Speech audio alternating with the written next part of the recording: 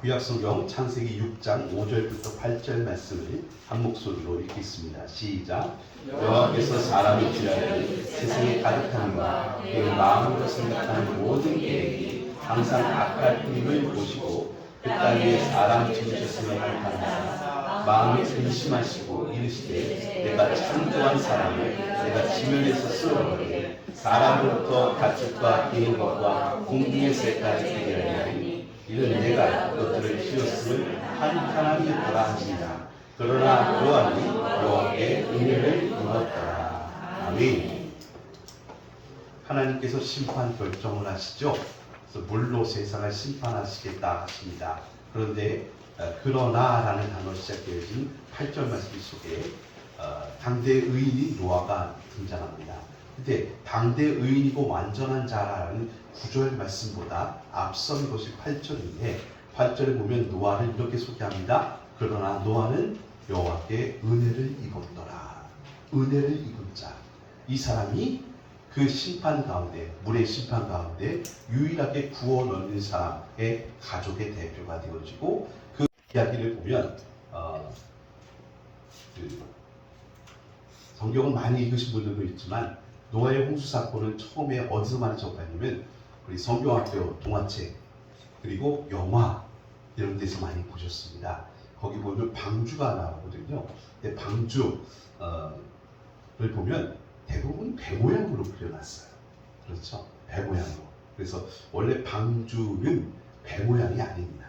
배 모양이 아니라 예전에는 그렇게 이해하면 금방 이해가 되는데 그 직사각형, 정사각형 말고 직사각형, 직사각형 형태. 예전엔 성냥밥이라고 많이 표현했는데 그거 아십니까? 그 20원짜리 성냥밥?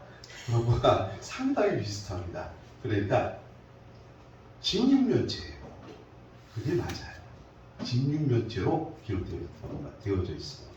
그러니까 왜 그러냐? 선장실이 필요 없어요. 조타실이 필요 없어요. 키가 없었거든요. 그러니까 3층으로 된 직육면체가 그 방주였거든요. 근데 그 방주와 똑같이 생긴 게 있습니다. 그게 뭐냐면 아기 모세가 태어났을 때 아기 모세가 태어나서 얼마 후에 더 이상 양육할 수가 없었습니다. 그 당시 황제 바로의 명이 뭐였냐면 유대인 가운데 남자아이 살해아이가 태어나면 다 죽여라 했거든요. 근데 모세의 부모였던 이 레위 지파의 부모였던 사람들은 이 모세가 살해아이로 태어났으면 안 죽였어요. 그 이유가 여러분 나오는데요. 성경을 보실까요? 출애굽기 2장 2절 3절 말씀을 보시면 2절에 모세를 안 죽인 이유가 여기 나와 있어요. 왕의 명령을 거부하고 같이 읽겠습니다. 시작. 그 여자가 임신하여 아들을 낳으니 그가 잘생긴 것을 보고 석 달 동안 그를 더 숨겼으나 왜 안 죽였대요? 잘생겼어. 잘생기고 봐야 돼요. 이 세상은 예뻐야 되고요. 잘생기고 봐야 돼요. 아이가 태어났는데 아이가 너무 잘생겼어요. 그래서 안 죽였어요. 그러면 이 말의 의미를 이해하시겠습니까? 우리 아이를 받아보신 분들 금방 이해하실 겁니다. 아이 딱 받아보면 사내 아이가 잘생겼습니까? 쭈글쭈글합니까? 네, 저는 우리 첫 아이 받아보고 깜짝 놀랐어요. 우리 아이가 공주처럼 생길 줄 알았어요. 근데 그게 아니더라고요. 근데 모세의 부모가 그 아이가 딱 태어났는데 잘생겼다고 성경을 표현하여 이 잘생긴 것의 신호를 모세의 부모는 정확하게 이해했어요. 진짜 잘생겨서가 아니고 애가 태어났을 때 보니까 번쩍번쩍 귀티가 나서 그런 의미가 아니에요. 요거는 제가 이제 설교 말미에 다시 한번 설명해 드릴게요. 아무튼 모세가 태어났는데 석 달 동안 태어나자 남자아이와 여자아이는 울음소리가 다르거든요. 아무래도 차이가 나거든요. 그러니까 이 아이가 출생하면 출생신고도 해야 되고 옆 사람들이 와서 축하도 해줘야 되고 뭐 아이도 보자고 봐야 되는데 사내 아이니까 더 이상 숨길 수가 없었어요. 그래서 나일 강가에 갈대 상자에 아이를 넣어서 보내잖아요. 근데 그 갈대 상자가 오늘 노아의 홍수에 등장했던 그 방주, 정육면체 방주와 똑같아요. 그 방주를 역청으로 칠했대요. 역청 타르 아시죠? 역청으로 칠하면 이 끈적끈적하게 돼 방수가 되잖아요. 그 방주도 역청으로 칠했고 이 갈대 상자도 역청으로 칠해요. 그래서 똑같은 의미를 만들어줘요. 그건 제가 설교를 짧게 하기 위해서 설명하자면 다 죽어야 될 사람들, 다 죽어야 돼요. 하나님 뭐라고 합니까? 내가 창조된 사람을 진멸해서 쓸어버리겠다. 그럼 다 죽는 게 맞아요. 근데 다 죽어야 되는데 그 중에 한 사람을, 한 가정을 또 그 배에 탄 사람들과 짐승들을 살려주세요. 이유가 뭡니까? 잘생겨서? 아니요. 잘생겨서가 아니라 은혜를 입어서요. 하나님께 그들에게 은혜를 주셨어요. 목적과 이유가 없어요. 이 사람들이 뭐 특별하게 잘나서 특별하게 어떤 의미가 있어서 아니에요. 하나님께서 놀랍게도 은혜를 주셨어요. 그래서 그 자가 방주에서 산자가 되었거든요. 똑같은 의미죠. 갈상자에 아이가 있었어요. 이 아이도 태어나자마자 사실은 죽어야 되는 거예요. 사내아이로 태어났기 때문에 그렇습니다. 그런데 이 아이가 안 죽었어요. 왜 안 죽었어요? 잘생겨서 안 죽었어요. 하나님의 은혜가 있다는 것을 제가 설명해 드리려고 말씀을 드린 거예요. 아무튼 나일강가에 당연히 죽어야 되는 아이임에도 불구하고 이 아이가 죽지 않고 살아나서 애굽의 공주의 손에 붙잡혀서 결국에는 애굽의 왕자가 되어져요. 이 하나님의 기가 막힌 은혜의 스토리가 이어지게 되는 것입니다. 이 방주와 갈상자가 같은 의미였다고 설명을 드렸습니다. 뭐예요? 당연히 죽어야 되고 반드시 죽어야 될 인간이고 사람이었음에도 불구하고 하나님의 은혜가 거기 가입됨으로 말미암아 살아나게 된 증거가 그 방주에 있었고 갈상자에 있었다는 것입니다. 근데 이 말씀이 똑같은 의미를 갖게 되는 게 출애굽 때 나와요. 출애굽 때. 그 출애굽 때 방주의 역할과 갈상자의 역할을 한 사람이 등장해요. 이번에는 방주가 아니었고요. 갈상자가 아니었어요. 물건이 아니라 사람으로 등장해요. 그분이 누구였냐면 모세였어요. 자, 확인해 보겠습니다. 고린도전서 10장 1절 2절 말씀 같이 읽겠습니다. 시작. 형제들아, 나는 너희가 알지 못하기를 원하지 않으니 우리 조상들이 다 구름 아래에 있고 바다 가운데 지나며 모세에게 속하여 다 구름과 바다에서 세대를 받고 알지 못하기를 원하지 아니하는 강조 율법이에요. 부정의 부정은 강한 긍정. 반드시 알아야 된다는 거예요. 도대체 애굽에서 출애굽한 우리 선조들이 어떻게 살았느냐? 이유가 여기 딱 나와요. 모세에게 속하였기 때문에 사실은 그 바다 죽음의 바다였어요. 그 바다에서 다 죽어야 되는 거예요. 증거가 뭐예요? 애굽의 마병들 거기서 다 죽었어요. 그러니까 그 바다는 원래는 다 죽어야 되는 거예요. 그 앞에 있었던 이스라엘 신들이 특별했기 때문에 아닙니다. 그 밤에, 그 전날 밤에 하나님 앞에 원망불평하며 애굽인과 다를 바가 없다라고 성경은 결론 내고 있었습니다. 하지만 출애굽한 선조들은 살았어요. 왜요? 이유가 한 가지 있었어요. 이분들은 모세에게 속하여 있었기 때문에 그래요. 모세에게 속하여 있다는 속하여가 아까 방주 안에, 갈상자 안에 그 말과 똑같은 의미예요. 왜 노아의 식구들이 살았냐고요? 방주 안에 있었기 때문에. 그 방주가 뭐였어요? 결국에 나중에는 은혜를 말하는 거고 예수 그리스도를 말하는 거거든요. 자, 모세가 어떻게 아기 모세가 살아남았어요? 갈상자, 그 갈대상자가 역청으로 친한 똑같은 방주 역할을 하는 역할을 했으니까 다 산의 아이는 죽어야 함에도 불구하고 이 아이가 살아날 수 있었던 것은 하나님의 은혜에 잘생겨서 은혜가 임하여서, 즉 그 갈상자도 예수님을 상징하는 거였네요. 자, 이스라엘 백성들이 애굽인과 다른 바가 없었던 죄인들이었음에도 불구하고 그 홍해, 사실은 죽어야 될 바다였죠. 그 홍해를 마른 땅같이 건너갈 수 있었던 이유가 어디 있었어요? 이분들 때문이 아니라 모세에게 속하여 있었기 때문에 그래요. 모세에게 속하여 있었기 때문에. 그래서 살아남았다. 성경은 말하고 있어요. 이 같은 의미라고 말하고 있다는 것입니다. 그리고 모세가 스스로 자기를 향하여서 이렇게 말합니다. 신명기서 말씀인데요. 잘 보세요. 신명기서 18장 15절 말씀 있죠?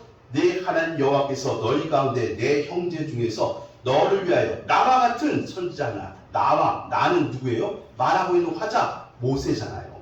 모세와 나와 같은 선지자 하나를 이끄니 너희는 그의 말을 들을지어다. 모세에게 속하여 이스라엘 백성들이 다 살아났는데 하나님께서 나와 같은 선지자, 모세와 같은 선지자 하나를 일으킬 것이라는 겁니다. 그 나와 같은 선지자가 누굽니까? 요한복음 6장 14절 말씀을 같이 읽겠습니다. 시작. 그 사람들이 예수의 행하신 이 표적을 보고 말하되 이는 참으로 세상에 오신 그 선지자가 하더라. 그 선지자가 뭐예요? 더라는 정관사가 붙어 있으면 앞에 있는 그 사람을 말하는 거죠. 딱 그 사람을 지칭하는 거예요. 나와 같은 선지자 할 때 그 나와 같은 선지자, 바로 그분은 그 선지자라고 지칭했던 거예요. 모세가 뭐라고요?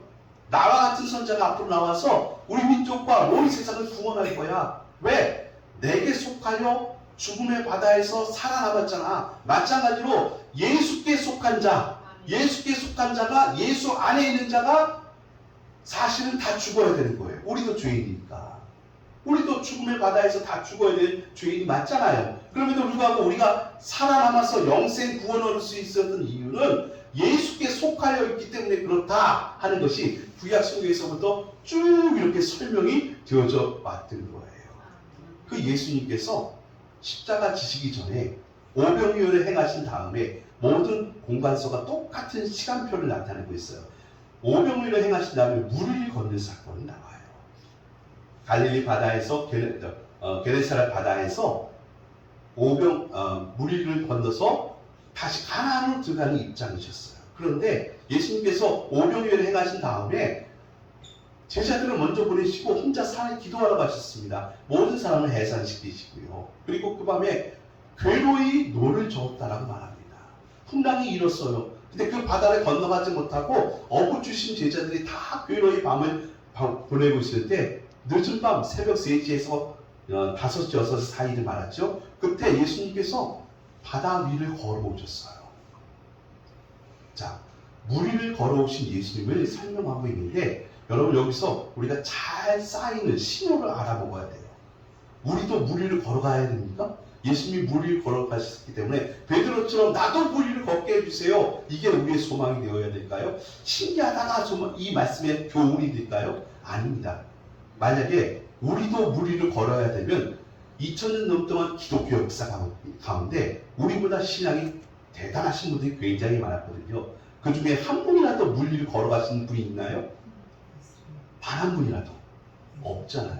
그러니까 여러분 역사적으로도 물 위를 걸어가신 예수님께서 우리에게 교훈 주신 것은 너희도 물 위를 걸어다니는 사람이 되라. 예수님이 우리에게 소금쟁이 되라는 말씀이시겠습니까? 그럴 리가 없습니다. 그러면 여기도 교훈과 말씀의 뜻, 신호함이 있다는 것을 알아먹어야 된다는 것입니다. 그런데 이 말씀을 이해하기 위해서 마가복음 6장 52절 말씀을 보시면 주보에 나와 있죠? 마가복음 6장 49절부터 52절 제가 적어놨는데 그 중에서 52절 보시면 요 얘기가 지금 물 위를 걸어가신 예수님의 장면을 묘사하고 있어요. 근데 52절 이는 그들이 그 떡 떼시던 일, 요게 오병이어의 사건이잖아요. 이는 그들이 그 떡 떼시던 일을 깨닫지 못하고 도리어 마음이 둔하여졌기 때문이라. 왜요? 예수님께서 지금 물 위를 걸어 오르셔서 베드로와 함께 배에 오르셨거든요. 그 순간 제자들이 심히 마음에 놀랐답니다. 놀랐는데 어떻게 놀랐어요? 마음이 놀랬대요. 여러분 놀람의 표현이 다르대요. 여러분 놀란다는 것은 우리의 감정 표현이거든요. 감정인데 마음이 놀랐다는 얘기는 지금 제자들이 그 현상만 바라보고서 오감의 표현, 육체의 오감 때문에 놀랐다는 의미가 아니라 다른 뜻이에요. 이게 도대체 무슨 모습이지? 무슨 뜻이지? 몰랐다는 거예요. 깨닫지 못했다는 거예요. 그래서 지금 놀람이라고 표현해 듣고 있다는 거예요. 도저히 알아듣지 못한다는 뜻이에요. 근데 예수님께서 친히 설명해 준 거예요. 마가를 통해서 뭐라고요? 이는 그들이 그 떡 대신을 일을 깨닫지 오병이어를 못 깨달았다는 거예요. 오병이어를 먹고 세 사람들은 배부르고 있었거든요. 그래서 사람들은 예수님을 임금 삼으려고 했어요. 왜요? 예수님이 임금 되면 날마다 배부르게 해줄 거니까. 이 당시 나라님이 제일 잘하는 게 뭐예요? 백성 배골게 하지 않는 일. 이게 제일 잘하는 일이었잖아요. 제가 어느 날 차를 타고 가는데 라디오를 들었어요. 심심해서 라디오를 들었는데 거기 트로트가 나와요. 제가 좋아하는 트로트가 나와요. 근데 한 번도 들어보지 못한 트로트였어요. 근데 가사 한 줄에 제가 목이 메었어요. 아예야 울지 마라. 왜 울지 마라? 배 꺼진다. 아예야 울지 마라. 배 꺼진다. 그 말 한 마리 목이 메었어요. 우리 부모님이 우리 할머니가 늘 그랬거든요. 울지 마, 배고프다. 네. 울지 마라 하면 너 왜 우니? 누가 때렸니? 뭐가 마음이 나쁘니? 이렇게 얘기하는 자연스러운데 우리 부모님, 우리 조부모님 세대는 그럴 시대가 아니었어. 울면 배고프니까 울지 말라. 이 말이 한마디가 우리 정서를 아는 우리 사람들은 금방 눈물을 왈칵 쏟게 하는 말이잖아요. 그 의미를 잘 알았잖아요. 근데 지금 사람들은 마음이 둔하여졌어. 오병이어를 먹었으면 그 오병이어를 먹고서 아이야 울지 마라. 그 다음 뭐가 나와야 돼요? 배 꺼진다가 나와야 되는데 아이야 울지 마라. 누가 너 때리니? 요게 나오니까 마음이 둔하여져 있다는 거예요. 오병이어는 예수님께서 그거 먹고 배부라고 준 게 아니네요. 그럼 무슨 의미로 줬습니까? 예, 여러분 성경에 답이 나와 있어요. 제가 아무리 설명해도 이해를 못하는 분이 꼭 있을까봐 성경 말씀 요한복음 6장 33절 한번 찾아보겠습니다. 요한복음 6장 33절. 오늘은 여기만 찾으면 돼요. 요한복음 6장 33절입니다. 시작성경 153쪽.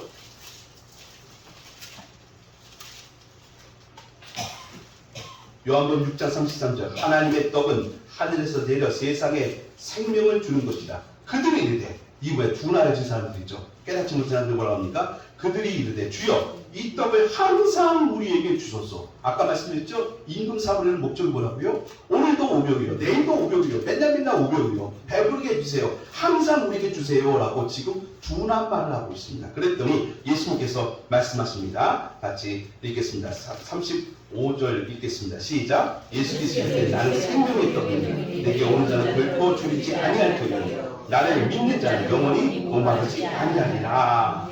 예수님께서는 항상 이 떡을 달라는 사람들에게 내가 생명의 떡이야. 너희들이 달라는 떡을 내가 주겠다가 아니라 너희들이 지금 못 알아먹고 있잖아.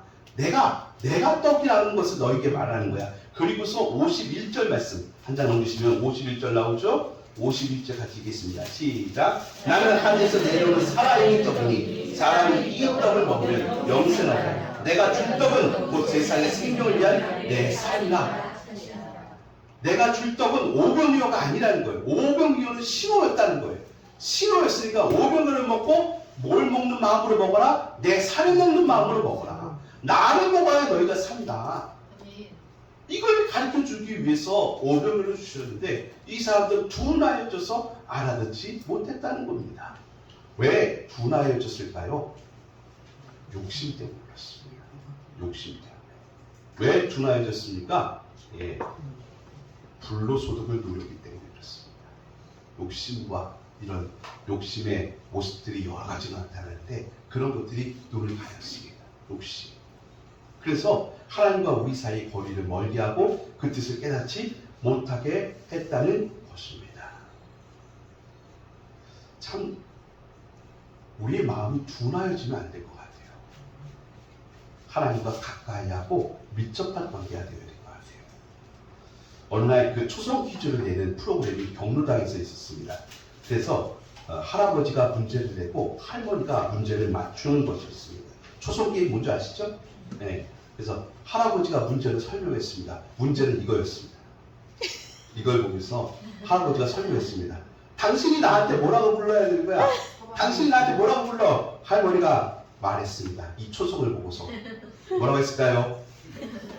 이렇게 얘기했습니다. 네. 네. 정답은 스님할머니 아니었습니다. 서방님이었습니다. 마음이 둔하여졌습니다. 인생을 살아보고 있어 미운 적이 얼마나 많았는지 그 양반 생각하면 요게 먼저 떠올랐습니다. 아이고 저는 남자 할머니 만나서 내가 무슨 발자니 이런 생각만 했었던 모양입니다. 이런 거는 웃고 넘어갈 수 있습니다. 그런데 어느 날 딸내미가 예쁘게 치장을 했습니다. 아 정말 꽃단장을 했어요. 그리고 외출하려고 나가는데 엄마가 다 봤습니다. 그리고 이렇게 말합니다. 너 오늘 좀 예쁘다? 이 말은 예쁘다고 칭찬하는 말일까요? 아니면 다른 뜻이 있을까요?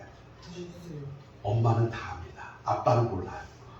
엄마는 압니다. 예쁘게 단장하고 나가는 딸내미를 향해서 너 오늘 좀 예쁘다라는 말은 취조의 시작입니다.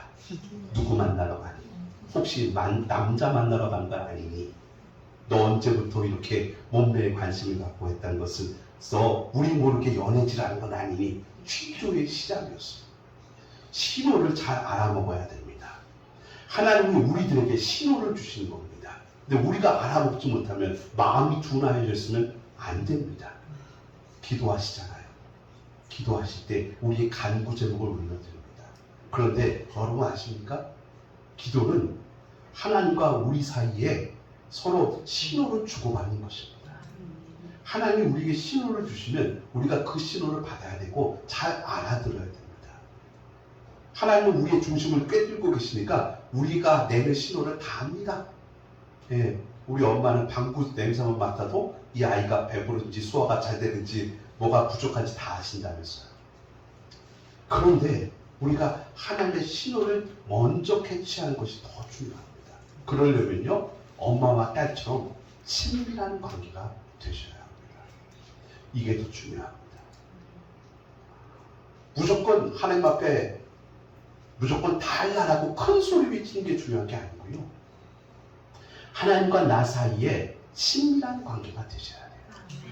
눈빛만 봐도 알아들을 수 있고 알아먹을 수 있는 사람.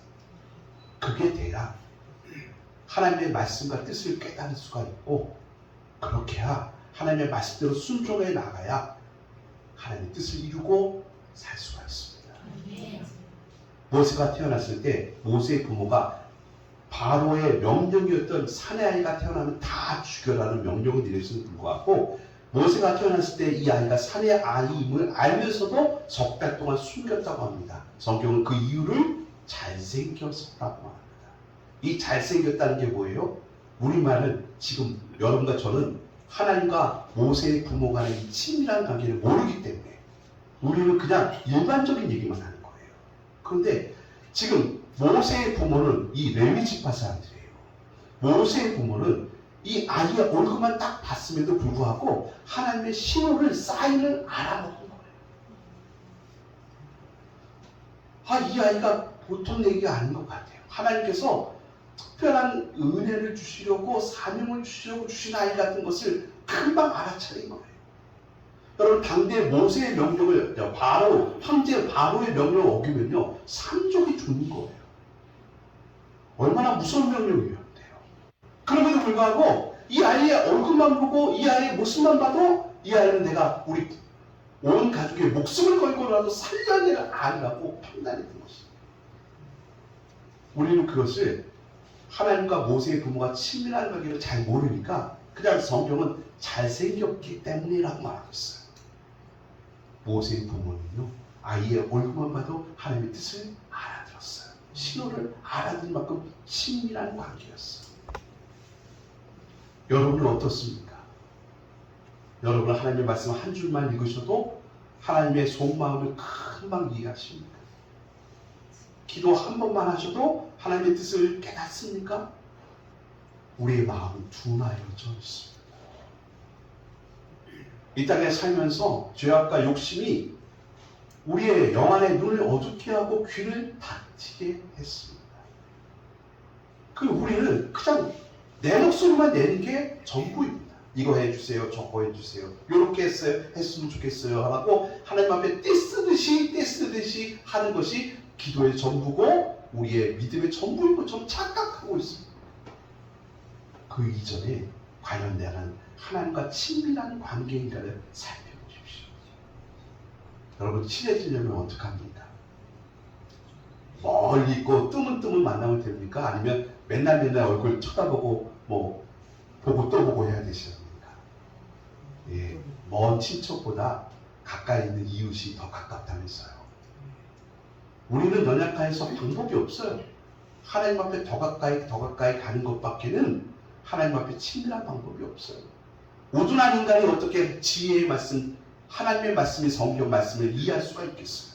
몰라요. 다만 우리는 하나님의 뜻을 믿고 성령의 인도하심을 믿기 때문에 주께로 더 가까이 가려는 몸부림을 치는 거예요. 서양교회는 일주일에 한 번 모입니다. 저 어렸을 때 이런 설교 많이 들었습니다. 서양교회, 미국교회, 유럽교회는 일주일에 딱 한 번, 주일날도 한 번 모인다면서요? 11시 예배 한 번만 드리고 안 드린대요.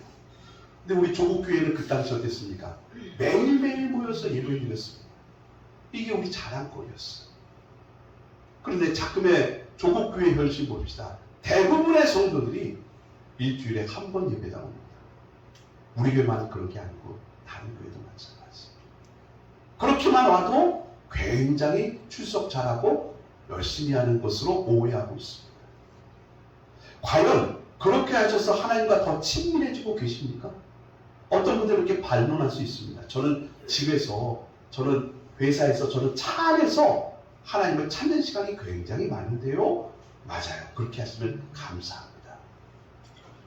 그런데 저도 개인적으로 경건생활을 갖고 있지만 개인적으로 경건생활은 정말 굉장한 수준 아니고는 날마다 지켜나가기가 쉽지 않습니다. 우리의 믿음은 초보적 어린아이의 믿음 수준이 대부분이시기 때문에 우리는 훈련 과정처럼 이렇게 모여서 예배하고 모여서 기도하고 모여서 하나님을 경외하는 자리를 소중하게 여기셔야 합니다. 국가에 소속되면 4대 의무가 있습니다. 국방의 의무, 납세의 의무, 근로의 의무, 또 하나가 뭐예요? 교육의 의무. 이런 거 해야 됩니다. 여러분 교회 다니고 우리 교회 등록하셨습니까? 그러면 의무가 있습니다. 성도의 책임과 의무가 있습니다. 소홀히 여기거나 가볍게 여기지를 마십시오. 내 힘을 다해서 주님 앞에 더 가까이 오십시오. 그래서 하나님의 말씀을 읽으면서 찬양하면서 기도하면서 하나님께서 주신 말씀과 의미가 이런 것이구나. 우리의 마음이 둔하여져서 욕심과 죄악을 해서 둔하여진 이 마음이 정결하게 되고 깨끗하게 되는 비결은 오직 말씀과 기도밖에 없거든요. 그래서 오늘도 하나님 앞에 가까이 오셔서 내 마음을 정결하게 해달라고 기도하고 몸부림치셔야 하나님의 말씀을 조금이라도 깨닫고 그 말씀 앞에 순종할 수 있는 길이 열려지는 것입니다. 예. 다시 한번 요청합니다. 우리 성도님들, 하나님이 우리에게 주시는 신호가 있습니다.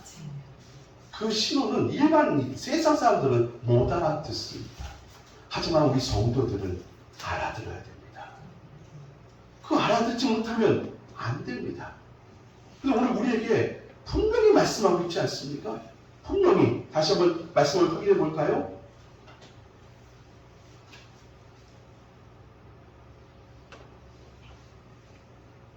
여러분 주보를 보십시다. 주보를 보시면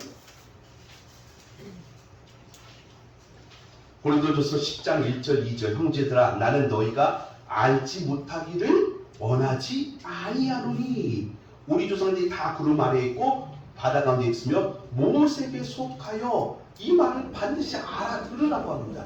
알지 못하기를 원치 아니한다고 말합니다. 꼭 알아들어야 된다는 것입니다. 근데 이 모세에게 속하여라는 말을 이해하지 못하고 그냥 문자 그대로만 읽고서 모세가 지도자니까 우리나라 대통령이 리더십을 갖고 있으면 우리 국민들 거기에 속한 사람들이니까 이 정도로 알아들으면 안 된다는 것입니다. 성경 말씀에서 반드시 알아들어야 되고 반드시 깨달아야 된다는 것은 반드시 우리가 알아들어야 되겠죠. 근데 내가 못 알아들으면 어떻게 됩니까? 지식이 없어서 그런 게 아니에요. 똑똑하지 못해서가 아니에요. 하나님의 신호를 못 알아듣는다는 것은 나와 하나님과 거리가 멀어졌다는 뜻이에요.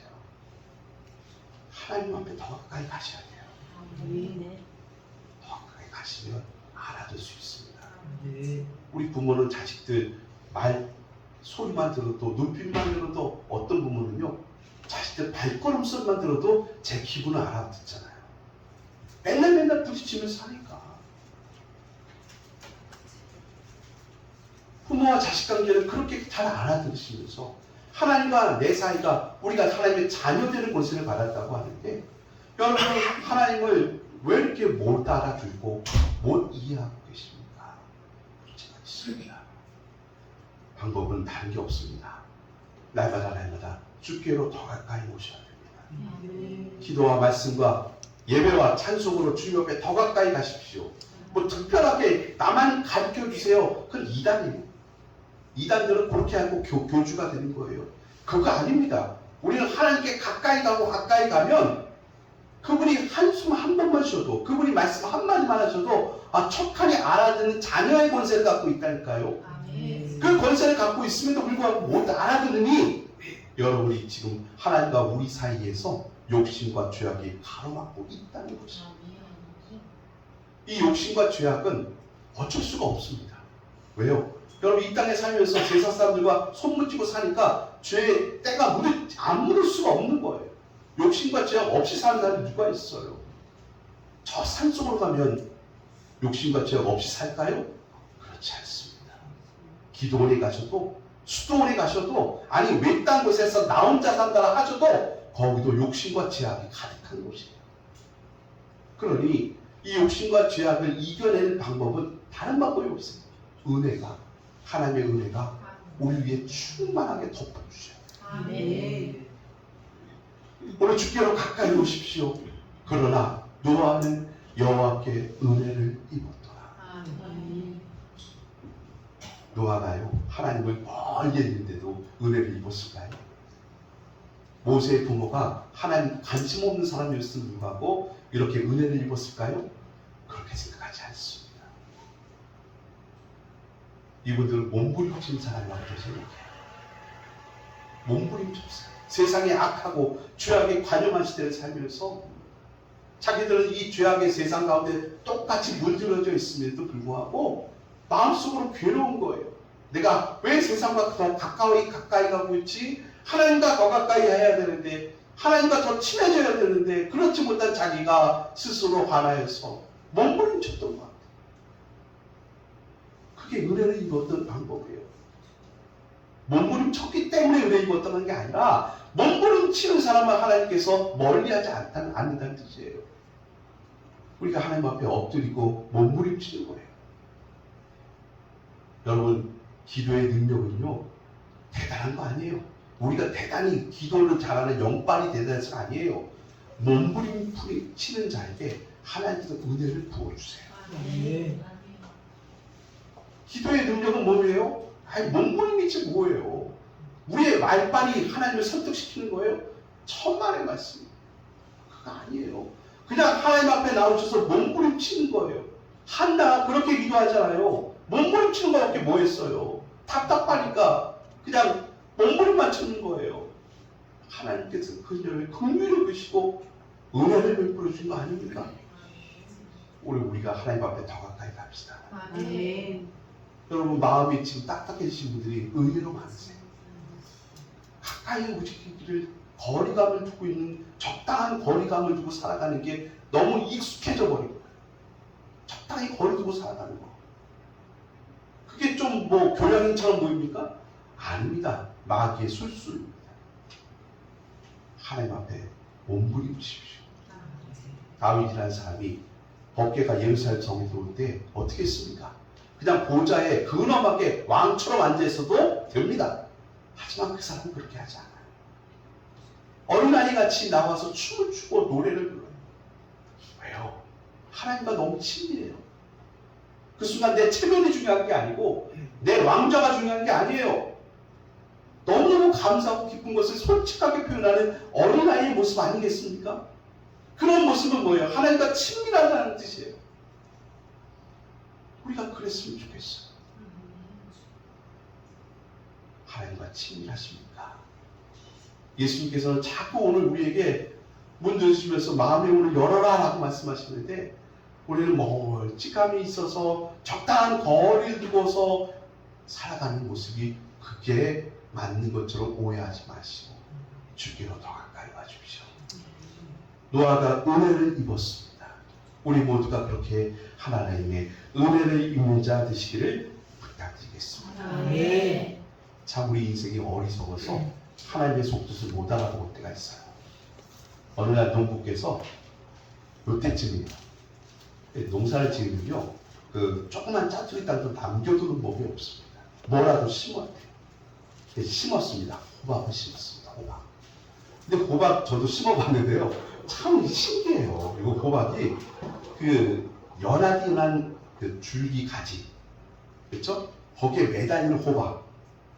애호박도 무거운데 늙은 호박 때문에 얼마나 무거운 줄 아십니까?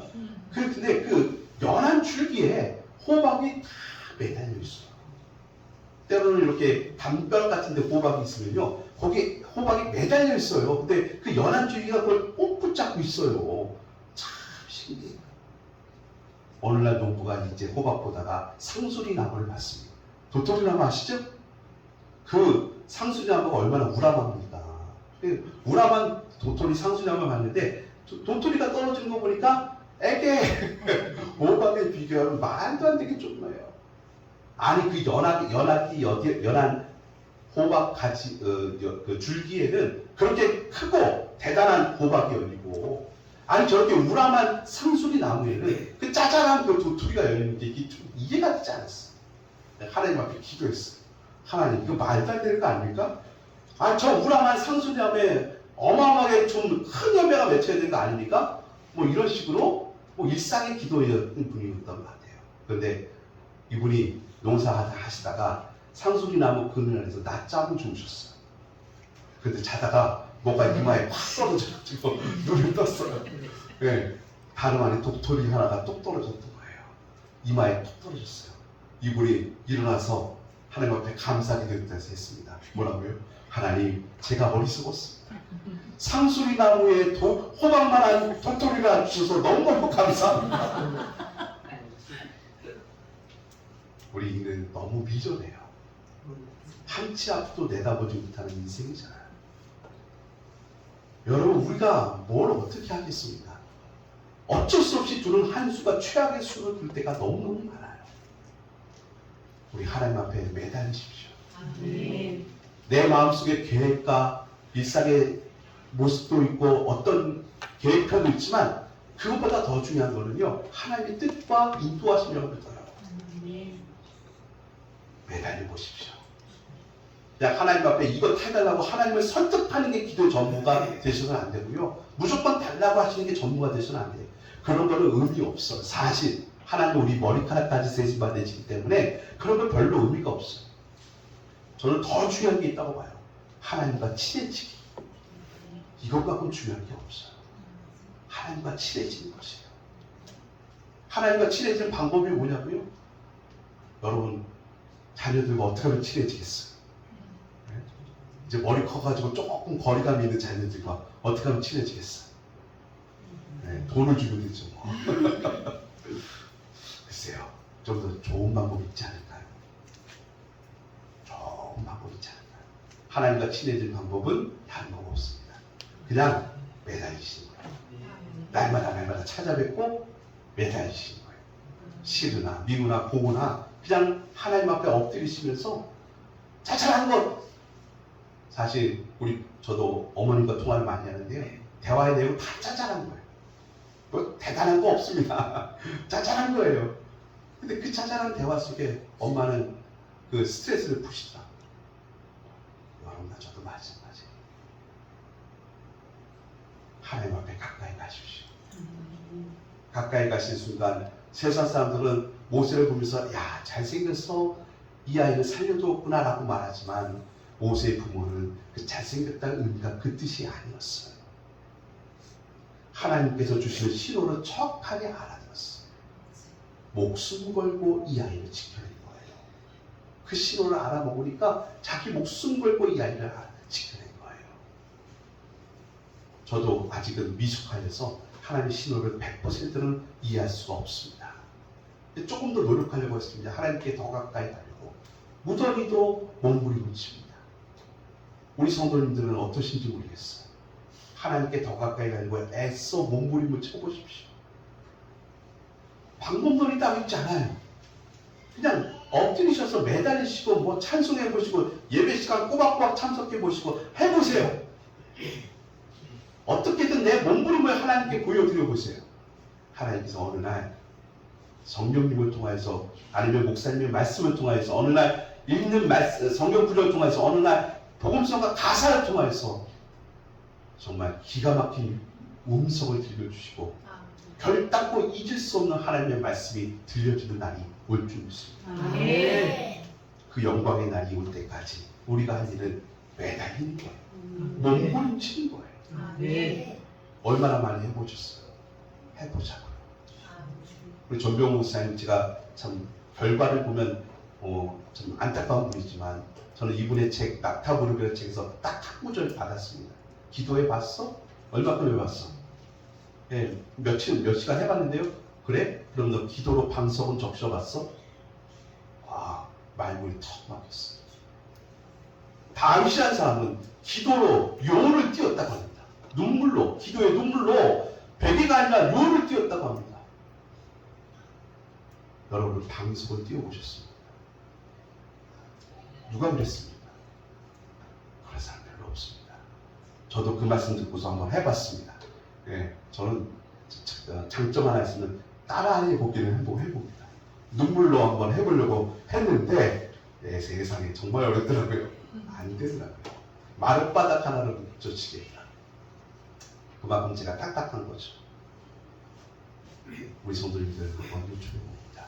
그냥 몸부림쳐 보십시다. 혼자서 하기 힘드시니까 교회를 주신 거 아닙니까? 함께 몸부림치라고. 혼자서 잘하시면 상관없는데 세상에 혼자서 잘할 독불자고는 아무도 없습니다. 그래서 우리 모두 함께 모여서 손을 잡고 몸부림치는 게 교회다. 즐거운 교회가 그렇게 마음으로 작정하셨다면 여러분 한번 마음을 다해서 제가 잘 모르고 무식하고 하나님 앞에 가까이 이게 어렵기만 하지만 중요하지 않습니다. 하나도 중요하지 않습니다. 그냥 오셔서 몸부림치십시오. 하나님 아버지 주의 이름만 불러주셔도 됩니다. 몸부림만 치셔도 됩니다. 그렇게 한번 방석을 적셔보시는 그런 믿음과 결단력 있는